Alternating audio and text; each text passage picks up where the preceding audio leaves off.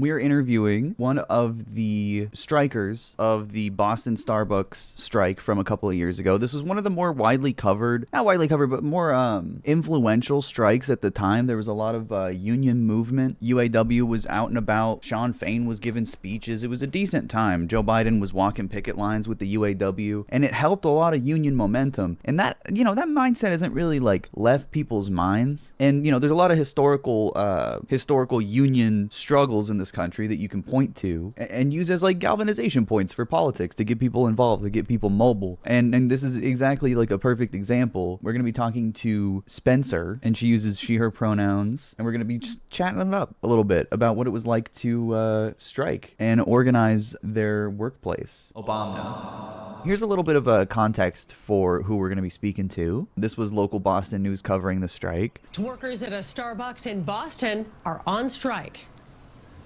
Who makes the coffee? We make the coffee. What kind of coffee? I think that might be Spencer. I don't know yet. I don't know.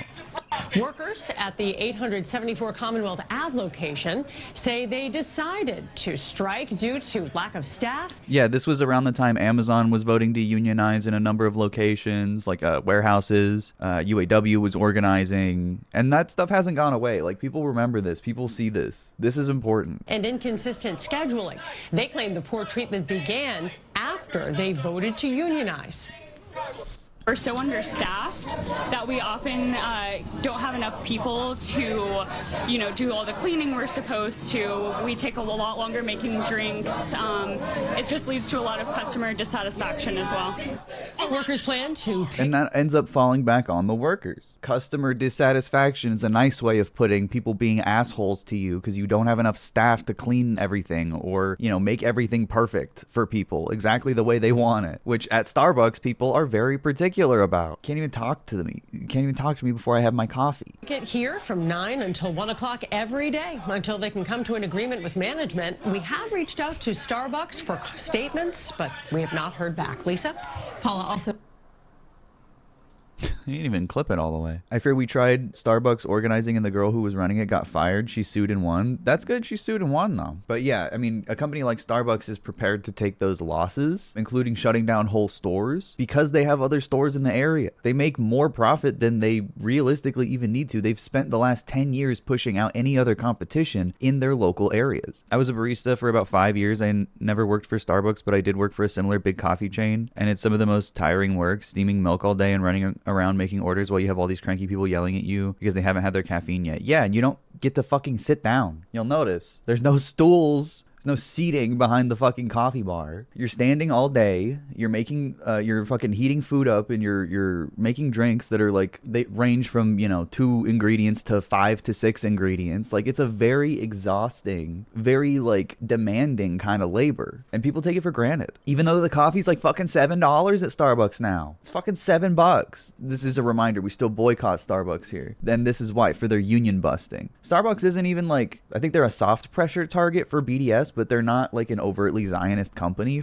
if I remember correctly. They're not like fucking McDonald's giving Big Macs to fucking IDF soldiers in Gaza. But I boycott Starbucks personally for the anti-labor shit that they do, very specifically. They're also racist, yes, and that's internal too. And that comes with, it's an intersection, right? That comes with oppressing the working class. It's a convenient intersection of race and class that corporations put pressure on people of color the most, and disabled people, trans people in a lot of cases, and that can intersect as well. You could be trans, black, and disabled, and many people are. Many working class people are, and corporations will utilize all of those things against you as a worker and try to extract and exploit as much as possible out of you in that process. I was a barista for like a month. I worked at a Starbucks in a grocery store, and if you know anything about the Starbucks in the grocery store, you don't work for Starbucks, you work for the grocery store using Starbucks as a license. So you are a unionized worker when you work in a Starbucks that's in like a Target. They're unionized, but the fucking Starbucks brick and mortar stores don't get to get unionized. I wonder why. That's weird. Okay, let's start this interview. How should I introduce you, Spencer? I've been saying so far, like, organizer of the Starbucks Boston strike. Is that accurate? I was one of them. I Right. don't like to take credit for like collective action, but Sure. That's exactly why I asked. I wasn't trying to put you on the spot or make it seem like No. you're, the elected leader of all Bostonian baristas. no.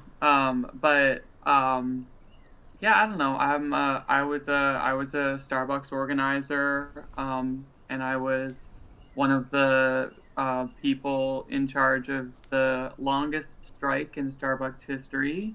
That's awesome. Yeah, very cool. We're very proud of ourselves.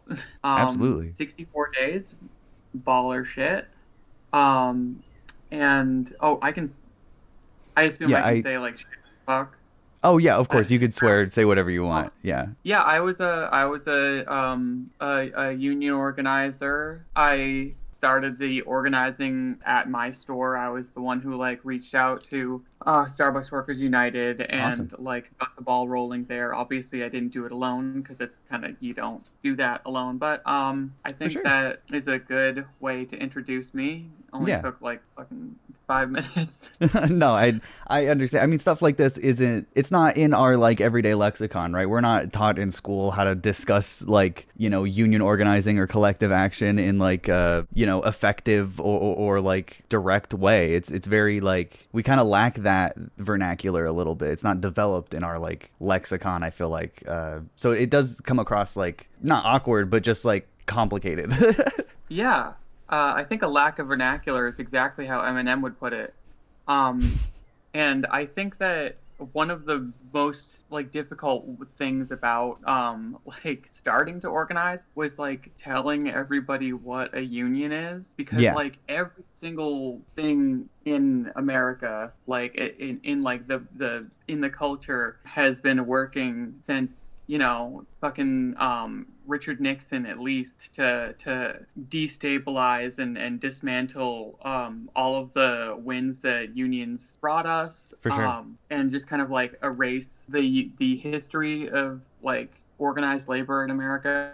So like most people have no experience with unions, and they don't really know like what they are. They don't know why they need to be in one, if at all possible. Right. So, Yeah, like what it would yeah, do for them. That's really interesting. Yeah, like you said, it's like we don't really learn about it in schools. We don't learn about it unless we like actively seek it out, and it's really tough to come upon it naturally if you don't like, I don't know, already have a sort of like element of like idealism, Yeah. I guess. For sure. Yeah, I mean, you have to have like I think especially to people if they don't understand what a union does, like I guess like actionably, like the actual things that they do, the negotiation process and the things that they can win for people. If they have such a disconnect from that, obviously a union is kind of just an abstract idea. Like it doesn't have like a connotation of better living conditions or more equitable pay or whatever. Like it should. Exactly. Like for most people in America, the weekend is something that has always existed. Right. Like the 8-hour norm for a workday has always existed, and obviously it exists less and less and less like as time goes on because of the onslaught of neoliberalism or whatever. But Absolutely.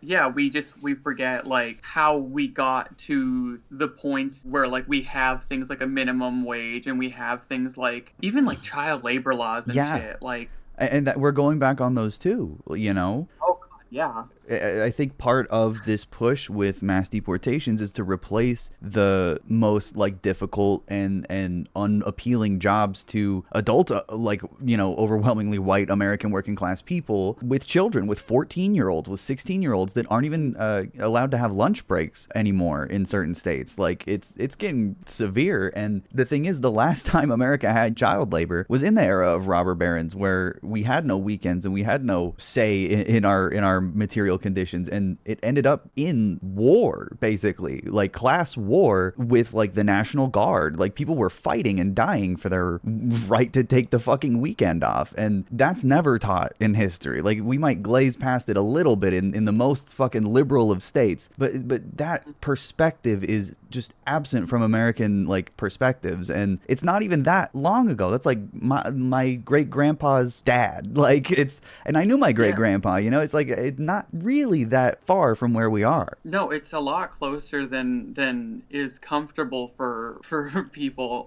Like to think that things could be that bad again. People sort of have to like depersonalize the past. Like that the things that happened in the past like they couldn't have happened like with real people, because like if that's where we're headed, it's too grim to even think about. Yeah. And I don't know, like I guess at this point I'm praying that like the next Battle of Blair Mountain does not end in a massacre of I don't know, a bunch of baristas or some shit. Right. Like, no, for real. Like that's a real like serious part of American history, and you know, especially like J.D. Vance claims to be from Appalachia. Blair Mountain is in Virginia. Like it's in deep Appalachia, and that area has been neglected by America ever since, and purposefully so. Like there has been a resentment from like the elite on the people who have like tried to resist, even if they've fought like or won systematic victories. Like Appalachia is still like just systemically neglected. I don't know. yeah.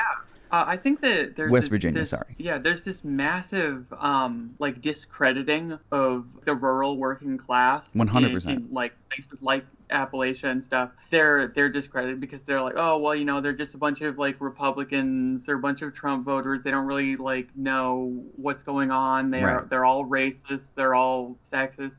And like, you know, there's an element of like conservatism to the area, just like because they're inundated with it culturally. Absolutely. Like America is an incredibly conservative country with like a inescapable like neoliberal propaganda. For sure. Even if you're living in the fucking woods.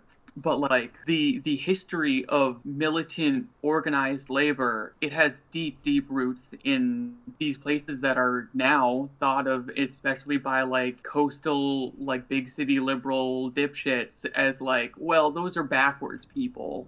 Which is not how you fucking like build solidarity. That's No how you way. connect with people. So I think that really keeping in mind the systemic disenfranchisement of like poor rural areas when you are talking about them is absolutely paramount, so that you don't like fall into the trap of like, oh well, you know, they're probably fucking like racist or sexist or transphobic or whatever. Because like another thing, like the amount of like queer people in Appalachia is unreal. Huge. It's like, but we don't see it because like, one, that's not really a place that is commonly like portrayed in popular media. And then like also there's these like preconceptions about what rural people are like. So it's, I don't know. I feel like I've gotten far afield. No, it's okay. I fully agree with you. It's a baked-in classism to neoliberalism that has a resentment for the people at the front lines of Republican and Democrat, especially in southern states, to their like austerity and their dismantling of social safety nets. Like the queer people in West Virginia are at the front.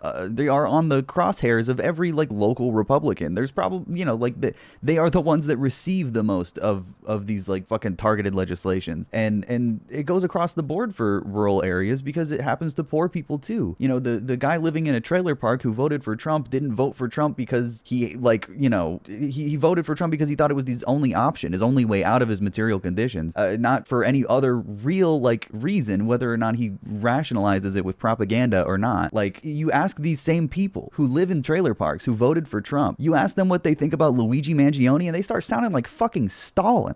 Like, it is not a hard line. They understand class consciousness because America's been brought to an extreme 99 versus 1% moment. Like, there's no way around it. Yeah, and I mean, honestly, at this point, like, even 1% is kind of overselling the numbers on their side. Like, totally. The level of wealth inequity I mean, I literally I cannot believe that there has not been something like 1917 Russia or some shit. Like, it's absolutely mind-blowing. And yeah, a lot of that is literally just because there is so much propaganda Yeah. that like steers people away from material conditions and into like culture war bullshit. Absolutely. It's an uphill battle, but like, I mean, the hill is gonna get climbed. Yeah, It just depends on like when and who's willing to take the first step. And obviously Luigi, God bless him. Innocent man. I don't want to violate TOS. I don't want to get you in trouble. I don't know. It's okay. I just all I see is an innocent accused man that deserves freedom. I didn't see his face. They got nothing. I got nothing on him. If Kyle Rittenhouse could get cleared, come on. Fucking Kyle Rittenhouse can get cleared and brag about it. Come on, this shit sucks. Luigi didn't even do it. Yeah. I wanted to ask a little bit about the experience of organizing. I got a little information from Dr. Poop, who connected us. Big fan of Dr. One of my longest friends. Yeah, big fan. That's awesome. Thank you, Doctor. You Thank were you, Doctor. a shift manager at the Commonwealth Avenue Starbucks, right? Yeah. Gotcha. And how long did you work there before you struck? Okay, so I was a shift manager at 874 Com Ave. There's another Com Ave store. I didn't work there, but Sure. I was there for. I started working there like a month before COVID shut everything down, which is a great time to start a job, Right. And when we initially came back in like June of 2020 or so, June of 2020, a lot of us were super uncomfortable with like how quickly they were rolling back like the COVID safety measures. Mm-hmm. And people were like, what do we even do about this? And I, being the fucking loudmouth, angry communist I am, I was like, well, if we all got together and had to give us this or we won't work, then we could probably get some concessions. So there was like a small group of us who were like trying to figure out how to legally go about unionizing, and then one person got fired and another one quit, and then somebody else just kind of like chickened out. So that fizzled out, and then I thought that was like kind of like it Sure. for me as far as like my opportunity to fucking organize the store. And I wasn't even sure if it was going to be like legally possible just because of the immensity of Starbucks and all that. But but then when I heard about stuff going on in Buffalo, I was immediately trying to like sniff out, who do I talk to, how do I get in touch with these people, and then some people and that was about a year later in 2021, and then some people at the other ComAv Starbucks, and then at a different one close by, they somehow got in touch with the people in Buffalo and got the ball rolling for their unionization effort. So I kind of sought them out and said, hey, can I get help? Yeah.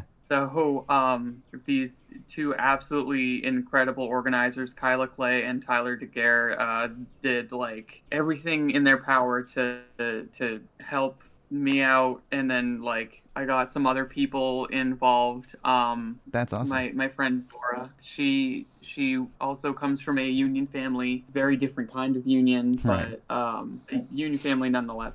She understood the importance of a union, and then it was just a matter of talking to everybody kind of one by one. I had a lot of shifts where like it was just me and like one or two other people because I was like a closer, which gave me a lot of time to talk to people without the manager around. That's awesome. Yeah. And then through that, we kind of got everybody on board. And then we had our vote in June of 2022. Or no, we had our vote in April and the count in June. Yeah. And it was basically unanimous. They contested some of the ballots because we were shift managers, which is a position that I think only exists in Massachusetts. And it basically is the same as like a shift lead position, which is considered not a manager literally everywhere else in the country. Right. Just goofy fucking like state law minutia. Interesting. Yeah. Yeah. So they discounted my vote and like one or two other votes on those grounds, saying like, oh, we can't be considered part of the union. That's something that we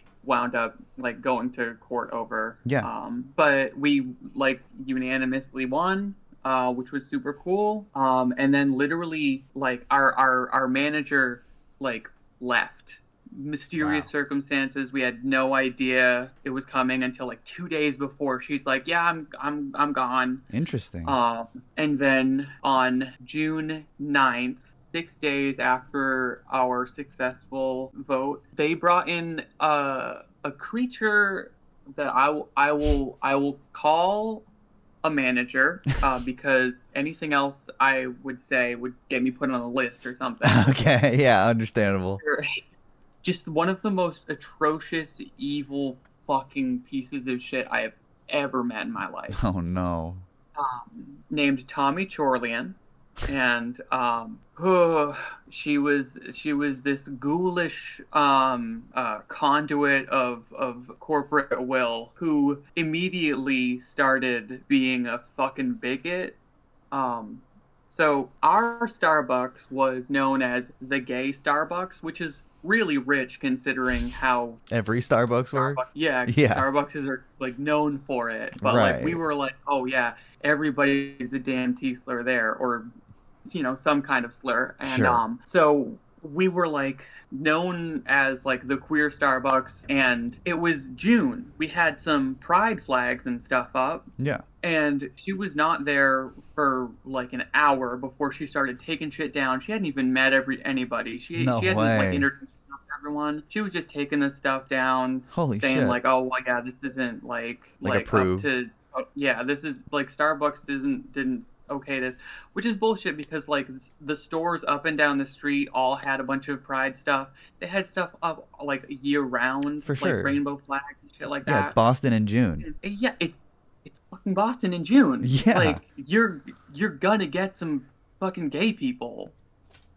But so she immediately starts like tearing stuff down, and we're like, hey, what the fuck? Yeah. What's going on? So she's like pushing back on it, and very quickly she proved herself to be like every kind of fucking bigot. No way.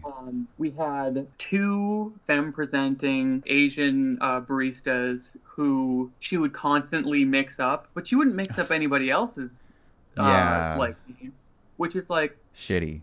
and these were not like similar people.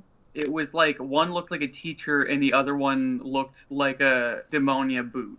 Oh God. Complimentary. Yeah, of course. No, yeah, of course. I didn't mean to say it like that. Just oh God, in the manager's POV, mixing them up. That's ridiculous. Yeah, it's like you're not gonna like mix up the student teacher with the e-girl. Like you Yeah. can't do that. It doesn't make any sense. Right. So then she was like, she was talking to some black woman who was being like interviewed, I believe, and then that black woman started talking to another black woman who was already working here, and she walks over and is like, "Oh, do you two know each other?" Oh Like, Jesus. what? Like this is like first grade racism. Absolutely. Like you're not even trying, babe. And then like when she was introducing people to me, she wouldn't say it while I was in earshot, but several people told me that she would say something like, "Oh, that's Spencer. He uses they pronouns." And it's like, Cute. Yeah. okay. Just like constant misgendering. Ridiculous. I'm so sorry. Constant it's like it. I mean, it is what it is. Sure. But like on top of all of this like casual bigotry, she was also breaking a whole bunch of labor laws. Yeah. She would change the schedule last minute and then like get angry when people didn't show up for shifts that they didn't know that they had, because clearly they were trying to like find reasons to get rid of Certain people. like union supporters. Right. He would take all of the students, because we were like right across the street from the Boston University campus. Makes sense. Yeah. We had a lot of BU students who worked for us, and she would say like, okay, you guys, you only have like this much availability. You're only giving us like 20 hours of availability. Unfortunately, you have to give us 40 hours of availability, and we will give you up to like 15 hours a week. Yeah. But like they're students, they don't have that much Yeah, of course. availability to give. And if you're going to demand 40 hours of availability, but only pay for them for 15 hours, like that's not even sustainable. Of Like, course. what? No. So this was obviously retaliatory. Right. They sent in a sledgehammer to go screw up the entire store. Exactly. And it's not like we were like not making money. We were an intensely profitable store. Yeah. I say we were. I don't work there anymore. Sure. But Your team. I mean, you guys were making the fucking coffee. and we had a very strong base of support for our unionization within our community. Yeah.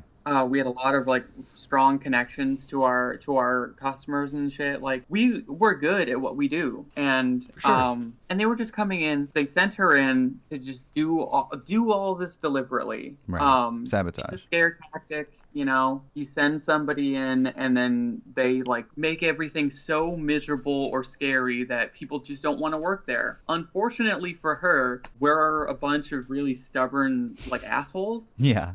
And so this on top of a bunch of other unfair labor practices that were either sent down from the company or just from her, born from her own fucking fetid brain. Yeah. It lasted a month and a half before somebody suggested, "Hey, this sucks. Haha, what if we went on strike?" Hmm. And I was like, "Well, that's kind of like that's what a union can do. Yeah. We can go on strike. Let's do it." And so we called up the one of the regional people who were like doing a lot of like regional work in Boston and Massachusetts generally. Yeah. And he got us in touch with a lawyer, and we organized a strike in 2 days, which is Wow. a lot more work than a lot of people expect, because they're like, "Oh, well, you're just not going to work." Yeah, not exactly. So yeah, we wound up it was like that Saturday, like we all worked and we were like, "Hey, we should go on strike." That Saturday night we had a meeting with the lawyer, and then on Sunday everybody called in sick. Nice. And he was like calling everybody around being like, "Can you come in? Can you come in?" Until she realized like, "Oh, It was everybody. fuck you." And by That's the time great. she realized it was too late to get like other people to show up from other stores. Yeah. And then at like 4:30 in the morning on Monday, we sent a letter in saying like, "Fuck you, suck my dick, I hate you, Yeah. kill yourself, you're stupid, you're useless," or something like that. I don't remember the exact Sure. phrasing, but it was Yeah. a little more professional. We had a lawyer look it over. I'm sure he Right. didn't let that Notarized happen. then. But we went on strike, and the first day we had a ton of people there. We had massive support, a lot of outreach done just by like people in the union and people that we had connections with. A bunch of other unions came out to support us. That's awesome. Teachers Union was Great. there. Yeah. Painters Union, UAW, like all the classics. And Very cool. yeah, and then about like 2 or 3 p.m., Kyla, the person who like helped us like set all this up, was like, "Hey, so in order to like stop them from just opening the store with scabs, we have to be here like all night. We have to set up like a 24-hour picket." And I was Damn. like, "All right, sure, Yeah. yeah, no, whatever." I was not expecting it to go 2 months. I don't think anybody was. Yeah. But from there, like, yeah, we made it 64 days, 24/7. Wow. We had people on the fucking picket line constantly. We had a minimum of like 2 people just for safety, but like most of the time we had a lot more than that. Even in the middle of the night, we wound up having like people who would be there like every day or every other day at like from like 2 a.m. to 6 a.m. just because Holy it's like shit. they're night people. Yeah. Yeah, and like we developed all these like incredible relationships with people, like a lot of people who were like deeply involved in labor, and then a lot of people who were just like Curious. they cared enough, and they just said like, "Wow, I heard that like it will help if I come sit here with you guys and like march around." Yeah. It's not a hard thing to do, to just like It's show really support not. like Just that. like taking the first step. Yeah, and I don't know. I feel like I've been talking for so long. No, Do you have I another wanted you to question? kind I'm of. sorry. No, I think you kind of going over it chronologically was really great. You answered a lot of the questions just kind of passively in the process, so I think that was great. My main question was, what were the main demands that the union was making during the picket? Yeah, so the main demands were regarding the unfair labor practices. So, namely, the fact that they were demanding all of this availability Yeah. while cutting hours Yeah, for exactly. people. This was obviously retaliatory. It was obviously like to deliberately make sure that those people couldn't even like qualify for benefits or anything like that. Right. And a lot of people at the store like depended on like the health insurance and stuff. Especially we had so many trans people there, Of course. and they were threatening to like get rid of the trans healthcare that Starbucks is known for. Obviously, they were not letting us get any benefits that non-union stores were getting, such as credit card tips. Their excuse was, oh well, now we have to negotiate with the union in order to give you guys credit card tips. But the union said, no, no, no, you don't. We'll just take the credit card tip because we're entitled to anything that you would give the other stores until you give us a contract. 100%. Like until then, we get whatever you're giving everyone else. And of course, they were like, oh, unfortunately, because you guys chose to join the union, and obviously, you know, whenever they're talking about the union, they're always using union to mean like some outside entity that isn't actually representing you, but like fucking motherfucker, It's the workers. I am the union. Exactly. Like when I was like negotiating fucking contracts and shit, I was there, and they were trying to be like, well, the union is just we don't want some outside people to come get in the way of our family here. Okay. Yeah, if you've ever worked for a family business, they love to fucking exploit the shit out of you. So that's what they mean. Yeah, exactly. Yeah. Oh my God. The only thing worse than a corporation is a small business. That's right. Oh my God. Oh no, I just lost all my Democratic donors. Anyway. The main demand was to get them to follow the law. Yeah, exactly. It Right. was like, hey, can you stop fucking like doing blatantly illegal things? And they were like, no, sorry. And so then we were also like, okay, get rid of this manager because she is doing a bunch of illegal shit. Yeah. Don't have her at our store. She should not be. She was gonna shouldn't even ask. be employed for fucking company. But all we were asking was that she just not be at our store. Yeah. And on that, there's this thing that people, I think, don't understand. Everybody says, like, if she was doing all this illegal stuff, then how was she still employed at the company? Like, honey, that's why she was employed at the company. Exactly. She was willing to do all this illegal stuff. Yeah, what are you going to do, call the cops? Like, yeah, and you know what? They did on us. They called the cops so many fucking times During the on our picket? fucking picket line. Yep. Constantly. They called actual literal fucking Pinkertons. That's crazy. Amazon does the same thing. Like, what year is it? No, You're calling Pinkertons? The Pinkertons have done that forever. These pieces of shit. Every fucking private detective is just a union buster doing fucking divorce, cheating marriages on the side. Literally, yes. Like all you're fucking doing is just like proving that, oh yeah, no, like everything you've ever heard about how evil businesses are, yes, that is true. Yes. Like every time you call the fucking Pinkertons you were just admitting, yes, I do not have a fucking soul. I don't have a heart. Yep. These fucking pigs had the fucking nuts to try to shake my hand as if we were fucking equals while they were fucking oppressing me, being like, hey, no hard feelings. Kill yourself, buddy. No, hard feelings. Yeah, that's crazy. I do not fucking respect you, buddy. What? Don't fucking talk to me. What was the like interaction like when Starbucks called them on you on the picket line? Like, what, they were coming up and were they trying to break you up or say you were trespassing? They were constantly saying that we were trespassing. Yeah. Our store was in a really nebulous place as far as like police jurisdiction goes, because the sidewalk is in Boston proper, but the store itself was in Brookline, which is like part of Greater Boston, but is legally distinct from Boston proper. Interesting. So yeah, it's like stupid minutia like this that you can really like trip up a pig, because it's like, oh wow, here's a logic problem. One always lies and the other always tells the truth, and you're just hitting him with riddles.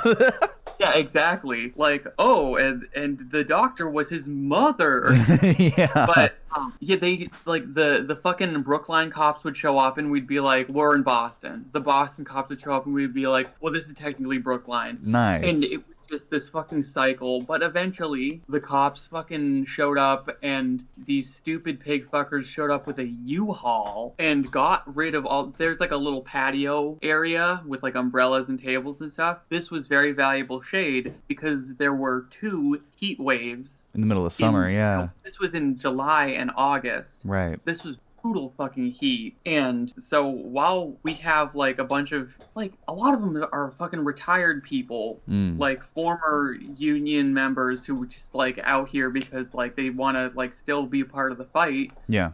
But they're like, you know, they're old people. They shouldn't be fucking baking in the sun. No. And Starbucks is just like, oh yeah, get rid of those umbrellas. No shade. We have to cook these motherfuckers alive. So a Crazy. police escort helped these pigs carry away all the patio furniture, take away all our shade, and then thankfully one person refused to get up. She was just this was in like the middle of the night. So like the next day we showed up for this massive picket, and it's just like, well, there's no place to like Yeah, you're all put any of exposed. our supplies. Yeah. But yeah, one person named Willa, lovely woman, she just kind of refused to get up and was just like, what are you gonna do? Holy shit. And they left her chair because she was just like fuck it, I'm not getting up. Like what Yeah, what there's is no in it law. for me? Yeah. What are you gonna abuse this middle-aged woman? Yeah. And it's like, That's bodies and spaces, chat. That's using that's awesome. That's something that a volunteer did. Like that's amazing. yeah. And she was there. She was one of those people there every night in the middle of the night. Wow. She's incredible, lovely woman. But yeah, so that time, like they just showed up and fucking like bullied everybody out of the way and like stole the fucking patio furniture. Crazy. And then another time, like the cops would show up and they'd say, "Hey, you can't be on the sidewalk." But it's like, what do you mean we can't be on the sidewalk? It's for walking, and that's what we're doing. We're walking in a big circle. And then they'd be like, "Okay, well, you have to do it like somewhere else." That's crazy. But like, there's nowhere else. Yeah. Are we gonna walk to the fucking road? What's wrong with you? And when we would like confront the pigs with these questions, they would be like, I don't know. Not my problem. Well, no, it is. You're because making you it were your on my problem. fucking rights. I'm not gonna let you do that, you fucker. Ridiculous. And, they tried everything, it sometimes seems they would- like. Yeah, they were trying fucking everything. And Yeah. sometimes the cops would be like fucking like, oh, big man, I'm gonna fucking like, nah, you gotta listen to me because I got the badge and the gun. And then sometimes they were just like, all right, whatever. I showed up because I was told to come here. That's And crazy. it's like, I don't even know. I don't know what is more depressing. I don't know. Shit sucks. Yeah, defending So- Starbucks super hard or not caring enough. Yeah, exactly. Just like showing up and fucking like just being like a threatening fucking presence. It's like, so it's like, what do you care about? You'll do Yeah. literally anything because you don't fucking care. You just show up and do what you're told. For real. Fucking like, I'm sorry, Nazi behavior. True. It's fucking like open Nazi behavior. Oh, just doing my job, ma'am. Well, they get their union. Why is that? Yeah. One of the most powerful unions in the country, the cops get, and you know, they work to stop other people from having the same kind of representation. It's bullshit. It is. And this was something that I had to deal with a lot, was describing to people the difference between a labor union and a police union. Right. A labor union is a union for working people, and a police union is a cartel. Yeah. So then when the Pinkertons showed up, and they stayed around when we were like reopening the store afterwards, Yeah. when they finally admitted.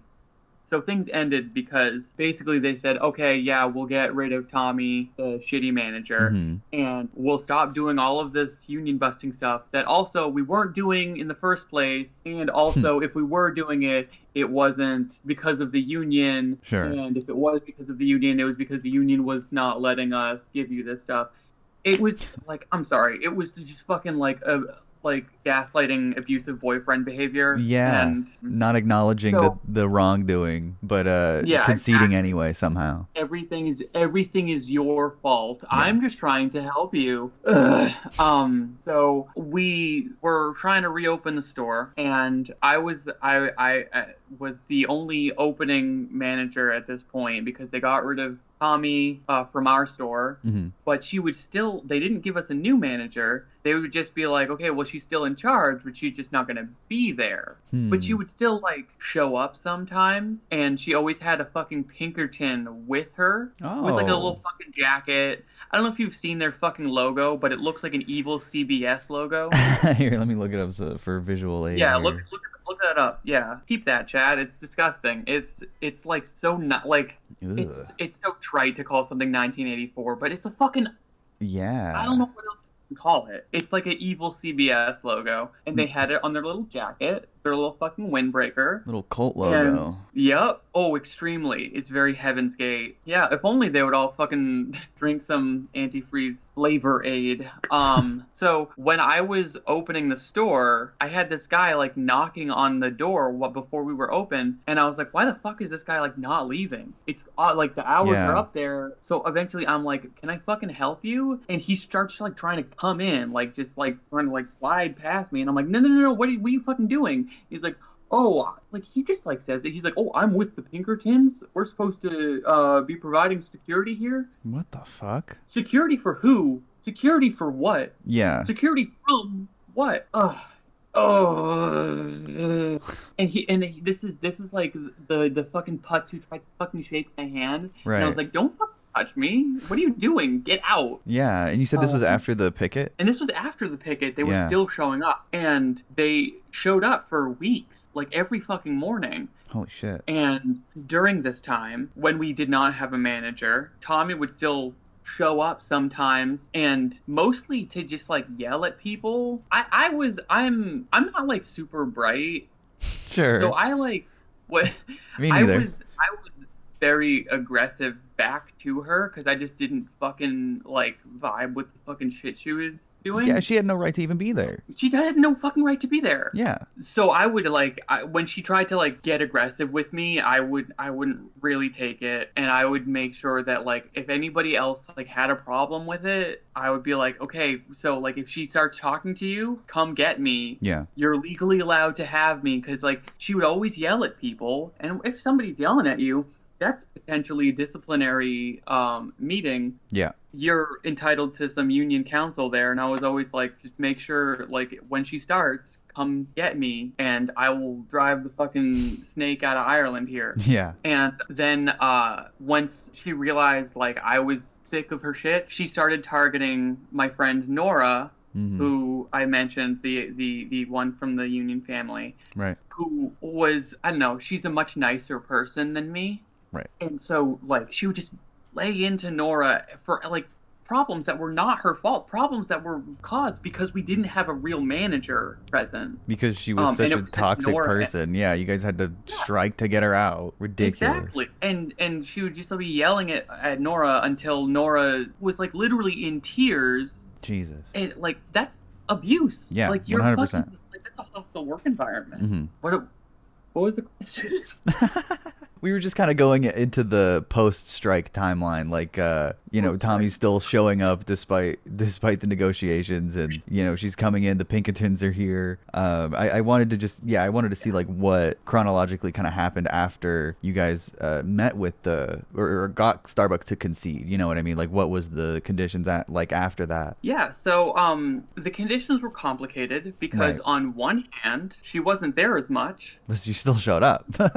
Well, yeah, she still showed up. Yeah. But she would be there for like shorter periods, Mhm. and we were more left alone. We were desperate for a real manager just so that Right. like it wouldn't be put on Nora and I. We were the only two shift managers at the time. We were Crazy. trying to get somebody else promoted.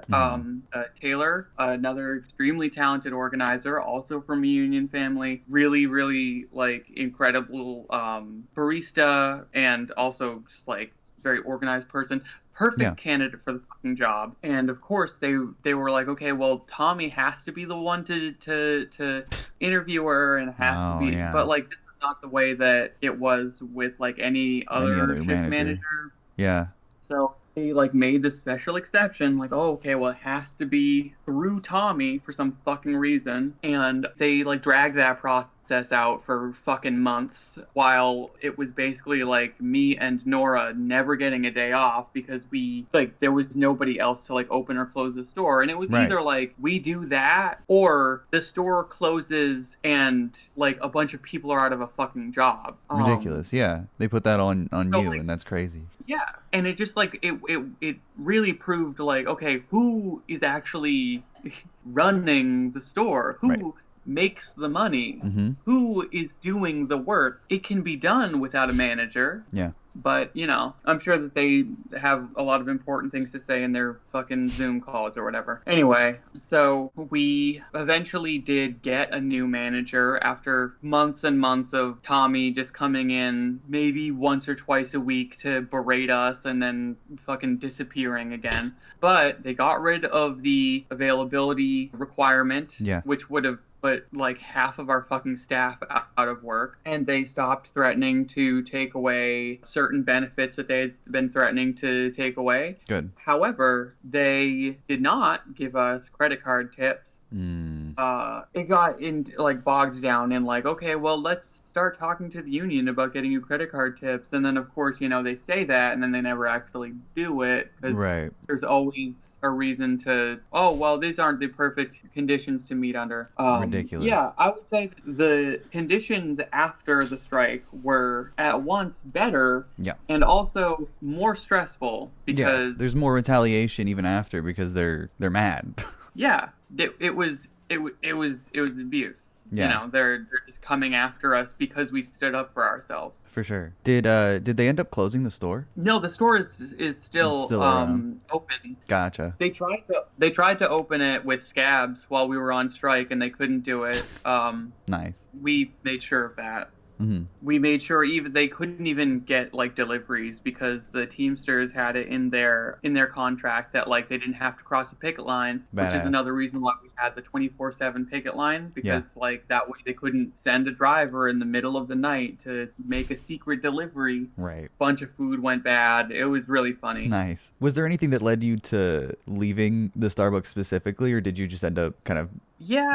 getting tired of it? Basically, like I found out that I was making like in the bottom 15th percentile of people in my position. Damn. But I had been explicitly excluded from the union because Tommy had me doing all of the scheduling, which I was not really supposed to be doing Right. because I wasn't There's no a manager. Right. So they were like, okay, well, technically you were a manager, but these other team leaders, like shift managers, they weren't managers. Again, it's just stupid legal minutia. I Yeah. was excluded from the union like a year and a half or 2 years into it. Even though they wouldn't let me be in the union, they also wouldn't give me a fucking raise, and they wouldn't give me any say in like what hours I worked. Ridiculous. That sucks. Yeah, and they were really prioritizing some other people, and then there were, not to get like super heavy, but then October 7th happened, and for the most part, my coworkers were normal people who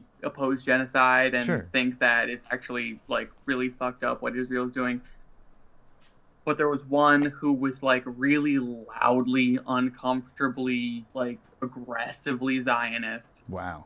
And she made things kind of fucking Uncomfortable. uncomfortable. Sure. And she was getting prioritized over everybody else despite, I mean, not to sound like a cunt, but she was just like not a very good shift manager at all. Yeah. But that's bitchy. And so I was kind of just getting like the shit end of the stick. Right. And then I was offered, or I was told that I was basically guaranteed a job at a different cafe that was looking to unionize. So like everybody was like, you're a perfect candidate for this. It's going to be so easy. Mm-hmm. So I was like, so people are very confident I'm going to get this job. So I left Starbucks to go try to do union stuff. Yeah. Elsewhere at a different company, and it turned out that I didn't get that job, probably because I was such a public face of the strike. I did like a whole lot of like speeches on the back of pickup trucks and shit like that. So like I kind of blacklisted myself by putting myself out in the open too Front and much. center. Yeah, that sucks. But like, I don't know, I'm not gonna fucking compromise on my fucking values. So I guess I'll just be poor forever.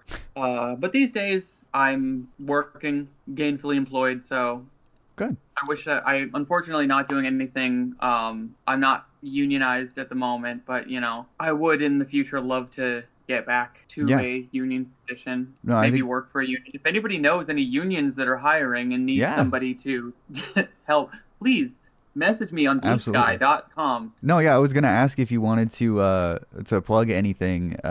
If you had somewhere you wanted people to follow you or anything like that, you're feel free to shout it out. Oh, hell yeah. So obviously the first thing I want to plug is Free Palestine. Absolutely. Don't compromise. Do not disavow Hamas. Nothing. They can't until they disavow Israel. Don't disavow Hamas. Everything sucks and it's really complicated. But like, Yeah.